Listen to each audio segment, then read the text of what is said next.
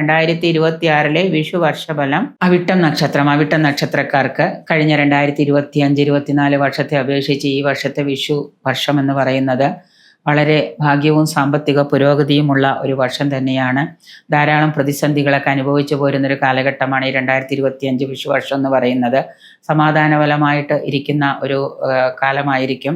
അധിക തൊഴിൽ ഭാരം വർദ്ധിക്കുന്നതാണ്. അതുകൊണ്ട് തന്നെ ഫിസിക്കൽ സ്ട്രെസ്സും കൂടുന്നൊരു കാലമാണ്. മെൻ്റൽ സ്ട്രെസ്സും ഫിസിക്കൽ സ്ട്രെസ്സും നല്ലതുപോലെ നിങ്ങൾക്ക് വർദ്ധിക്കേണ്ടതായിട്ട് വരുന്നുണ്ട്. സാമ്പത്തിക പുരോഗതി കൈവരിക്കാനുള്ള രീതിയിലുള്ള പല കാര്യങ്ങളും നിങ്ങൾക്ക് ചെയ്യാൻ കഴിയുന്ന വർഷമാണ്. തൊഴിലിലാണെങ്കിലും നല്ല നേട്ടങ്ങൾ ഉണ്ടാകും. കർമ്മരംഗത്ത് ഉയർച്ചയൊക്കെ ഉണ്ടാകുന്നതാണ്.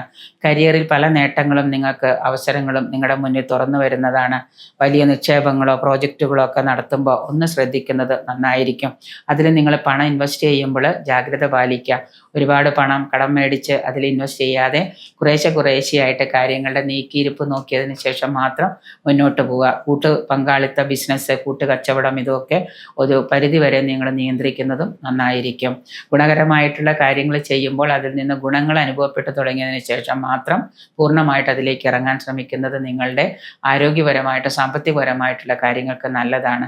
ജാതകവും ഗോചരവശാലുള്ള ദശാകാലവും അന്തർദശാകാലവും ഒക്കെ പരിശോധിച്ച് നല്ല രീതിയിൽ കാര്യങ്ങൾ പ്രാർത്ഥനകളോടുകൂടി മുന്നോട്ട് കൊണ്ടുപോകുന്നത് നന്നായിരിക്കും. വേണമെങ്കിൽ നല്ലൊരു ദൈവത്തിനെ കണ്ട് നിങ്ങളുടെ ജാതകമൊക്കെ പരിശോധിക്കുക.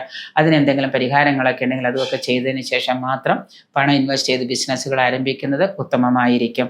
7ാം ശനിയുടെ അവസാന ഘട്ടത്തിലൂടെ കടന്നു പോകുന്ന കാലമാണ്.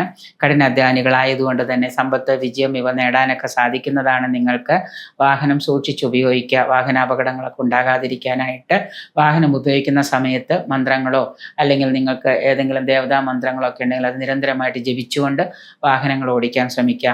പരീക്ഷാദികളിലൊക്കെ പരാജയങ്ങൾ ഉണ്ടാകാം. അതുകൊണ്ട് നല്ല രീതിയിലുള്ള പ്രാർത്ഥനകൾ സ്വായത്തമാക്കിയതിന് ശേഷം പരീക്ഷകൾക്കൊക്കെ എഴുതാനായിട്ട് പോവുക. വിദ്യാഗുണമുള്ള യന്ത്രങ്ങളോ ഏലസുകളോ ഒക്കെ ധരിക്കുക. നല്ല പ്രാർത്ഥനകളൊക്കെ സ്വായത്തമാക്കുക. ശനിയാഴ്ച വ്രതം എടുക്കുന്നത് കൂടുതൽ ദോഷഫലങ്ങൾ കുറഞ്ഞിരിക്കുന്നതിന് ഉത്തമമാണ്. ശനിയാഴ്ച ശനീശ്വരനെ പ്രാർത്ഥിക്കുന്നതും വളരെ നല്ലതായിരിക്കും.